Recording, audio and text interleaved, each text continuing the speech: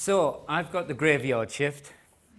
It's beer o'clock, and I know you're probably all ready to get out there, but we'll try and keep this brief, and hopefully we'll keep it informal. Also, I want to do something a little bit different. Just put your hand up if you've been to more than 3 sessions today. Yeah, quite a lot.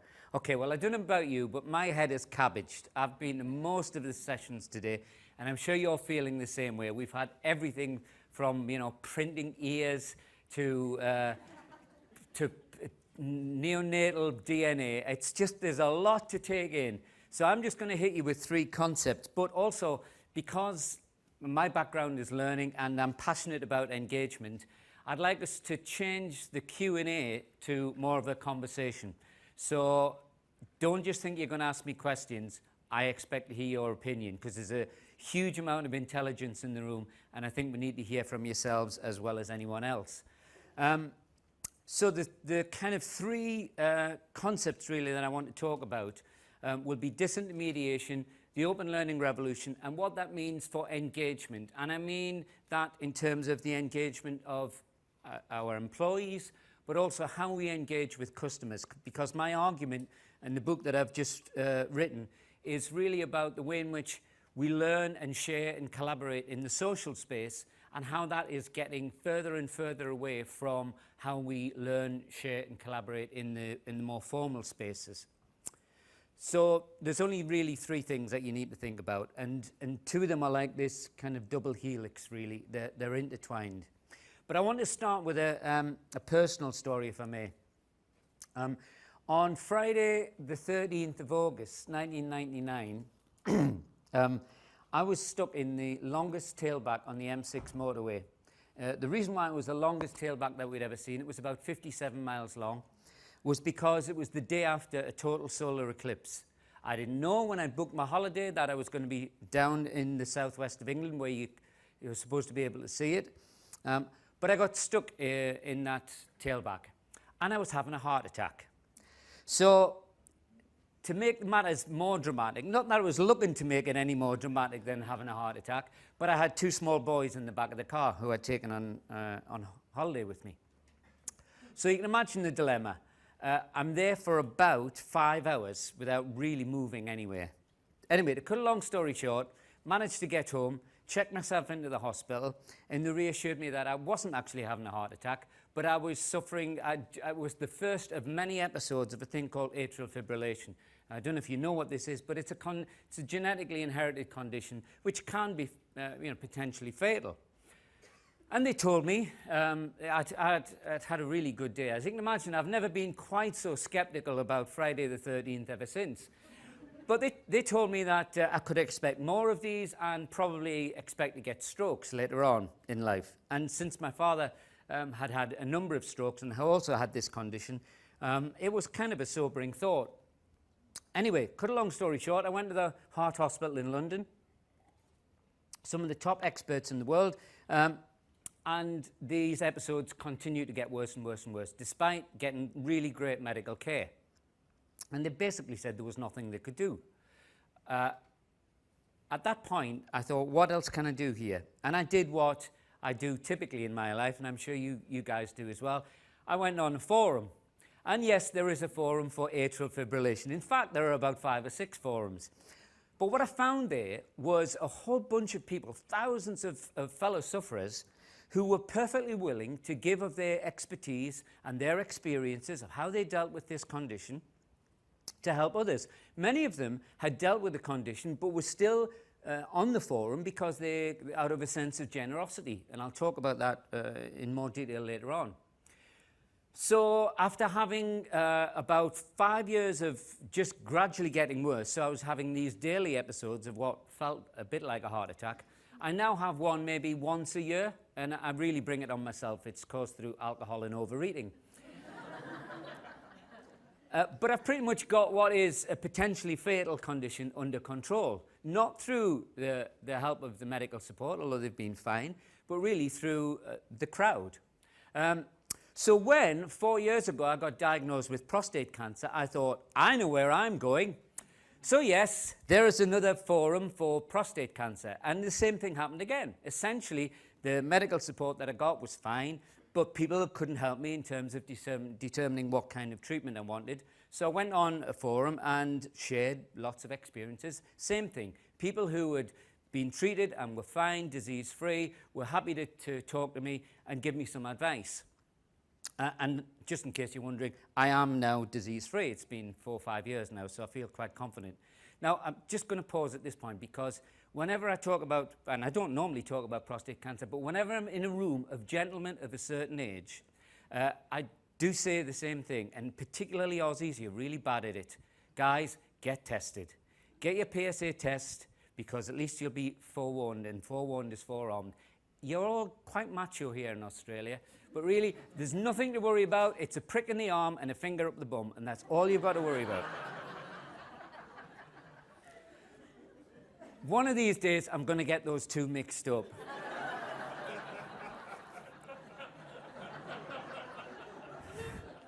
I'll set the course of medical progression back about 50 years. Okay, so those two forums really were my first exposure to what I've now called the open learning revolution.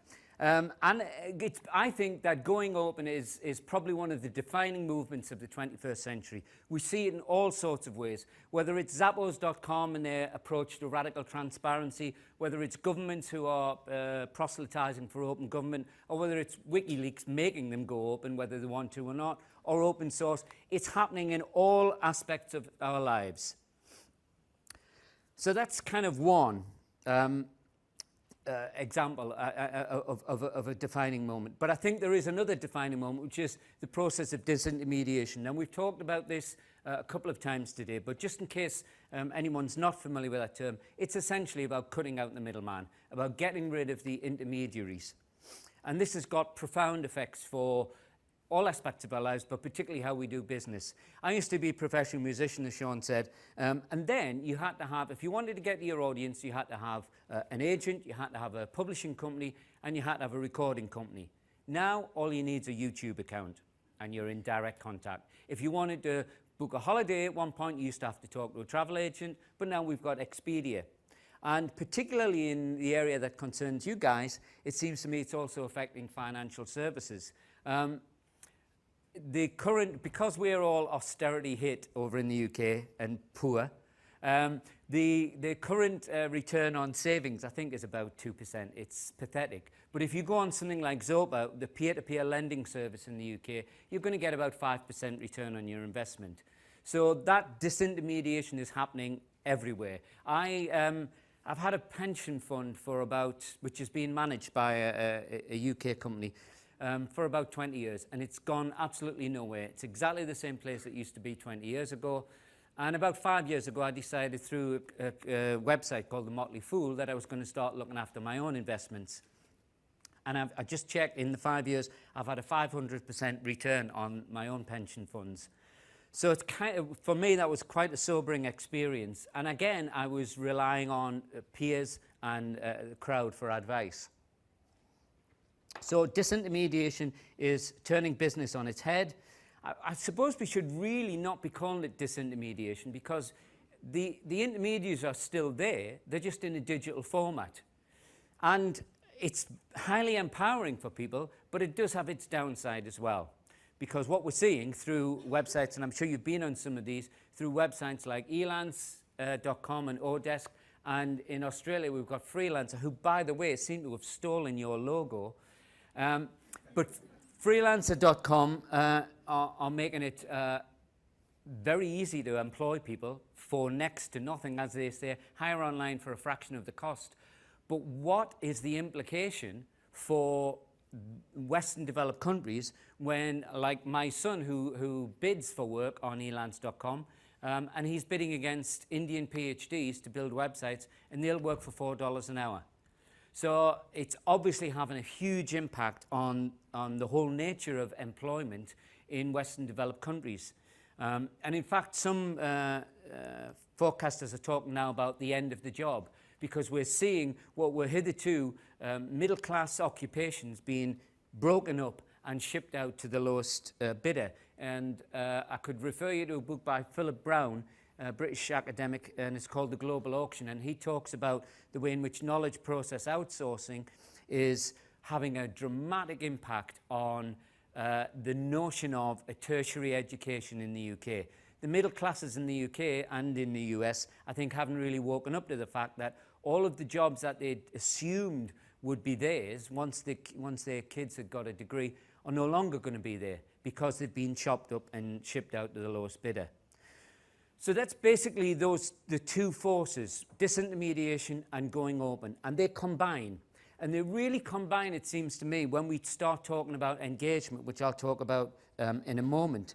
Because I think the important challenge that you guys have got is that what disintermediation is doing is putting you closer to the customer. And so then the challenge is, how can you engage with that customer?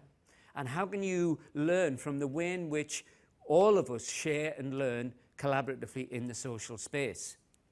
So as I said, I've just written this book, which is called Open. And in doing some of the research, I talked to people in business and I talked to social enterprises. And I looked at what happens when people are able to learn for themselves through choice.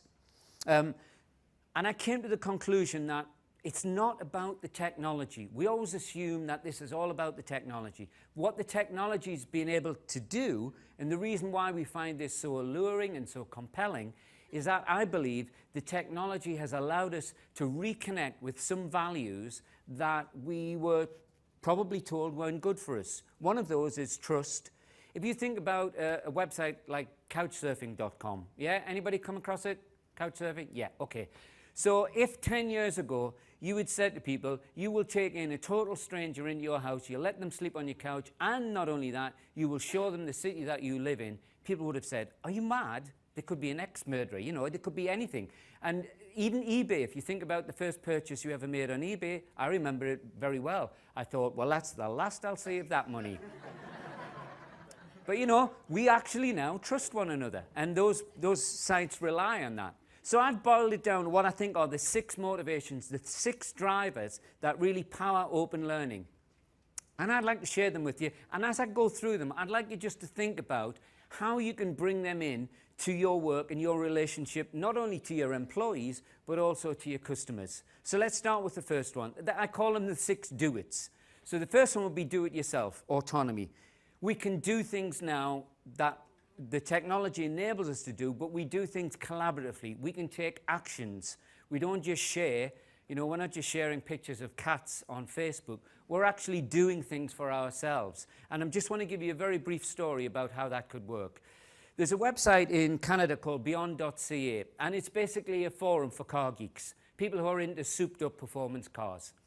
But it has a worldwide audience. And one night, a car dealer in Calgary had a car stolen. Guy came, took the car out for a test drive, and gave false ID. So he put up a post which basically said, this is the car, it's a Nissan Skyline, it was taken out. And he gave a description of the guy, and he said he's a heavy-set guy, about 23, 24 years of age, and the distinguishing feature of this guy was that he was missing the middle 2 fingers of his left hand. So he kind of made the rock salute whether he wanted to or not. So the guy offered a reward and said, you know, if you see him at all, please let me know. About 4 hours later, and now the chronology of this is really important. About 4 hours later, one of the guys on the website is driving around Calgary, and he pulls up alongside a set of lights, realizes it's the Nissan Skyline, whips out the mobile phone, takes a camera and says, hey, I found him. So I don't know if you're aware of what happens on these kind of forums, but the whole internet meme thing starts. People get the Photoshop out, and within a couple of hours, there were all kinds of really disgusting photographs of this young man who'd been Photoshopped. But most of them I can't show you, but the one that I can show you is obvious because he became known as the Claw for fairly obvious reasons. So then the whole thing started to gather momentum, and it was only a matter of another hour or so before someone said, you know, I think I recognize that guy. I think he went to Father Lakeham High School. So they then said, well, help me go through the Father Lakeham High School Facebook page. And so within a matter of moments, they'd identified him as a guy called James Jacobson. Well, it was only a matter of time then before somebody said, well, this is where he works, and this is where he lives. Here's the Google map. So now they were at hysteria point. By the time this story is finishing, there's 1.5 million people have followed this, and there's been about 4,500 posts. So they all get very excited, and they go, well, why don't we just do something? So let's go, we'll meet at the garage, and and then we'll do something. But they have no idea what they're going to do, and they have no idea how many people are going to turn up. As it turns out, there's about 20 people turn up, and they get together and they say, well, what should we do? So they decide they're just going to drive around to his house, and they're just going to block his car in. So then they call the police, and then they say, I believe you've got a stolen car. And the police say, have we? And they said, well, yeah, and if you want to arrest the guy, he's here. Just come around. So they did. And of course, what did they do? But they had the mobile phones. They're all sitting in the cars watching all this. They record the arrest, and they put it up on YouTube. So the whole thing's gone viral.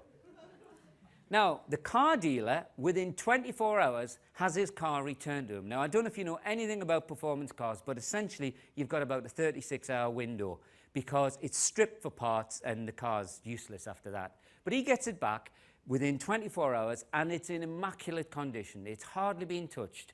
Better than that, the claw has left his baseball cap on the back seat of the car. So what does the car dealer do? He puts it up on eBay. And he gets $255 for it. So he's actually up on the deal. Now, the Canadian police, it was hysterical. They appear on TV afterwards and they go, well, you know, we really don't approve of people taking action like this.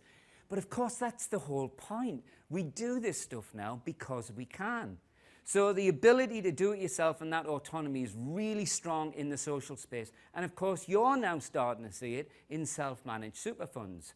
So the question is, how can we bring that more into our work? And how can we recognize that people want to be able to be more in control of their lives? That's the first one. Second one, do it now. There's a sense of immediacy about all of this stuff.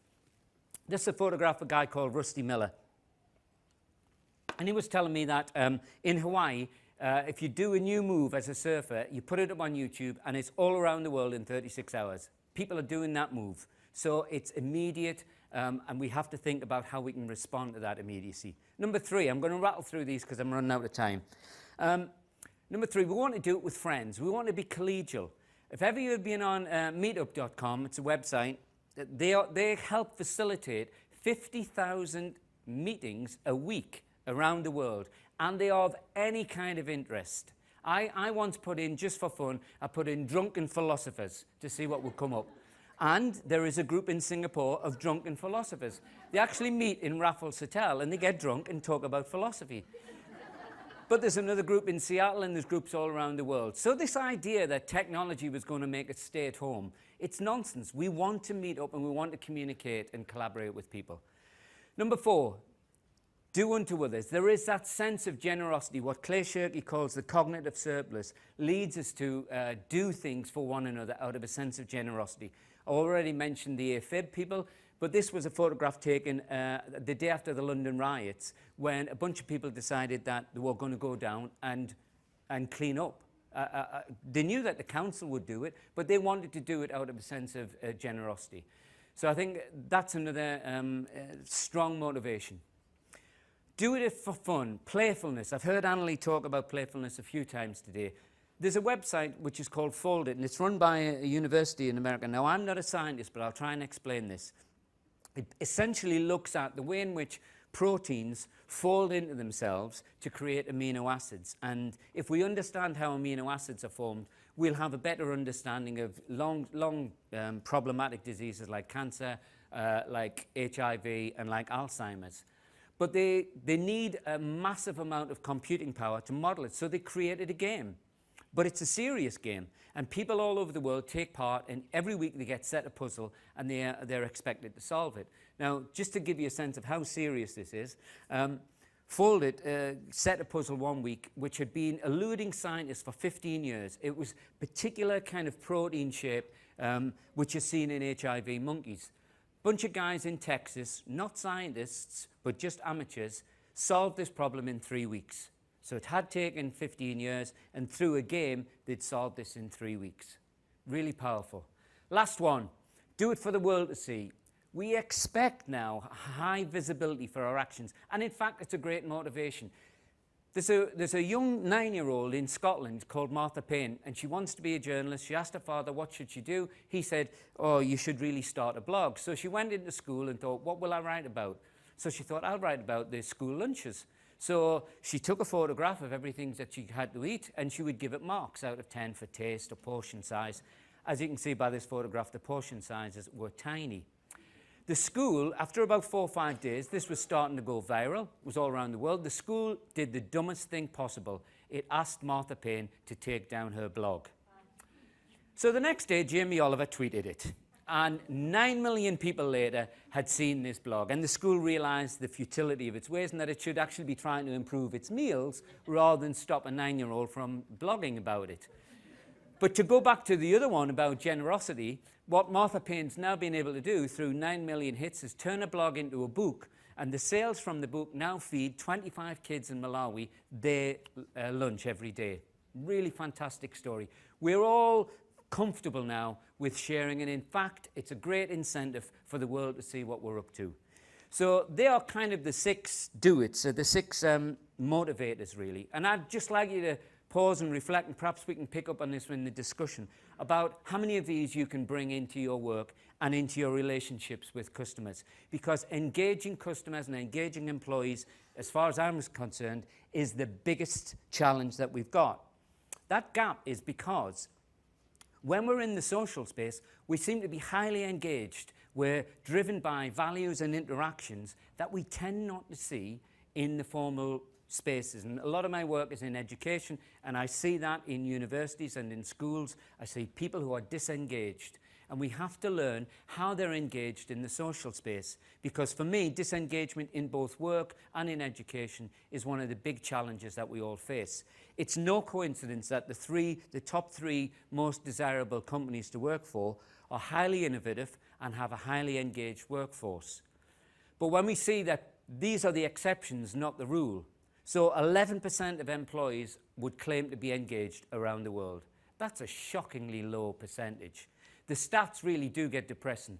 Engaged employees 20 times more likely to be creative at work. So we know it pays to be engaged. We know there's a direct connection between engagement and innovation and productivity.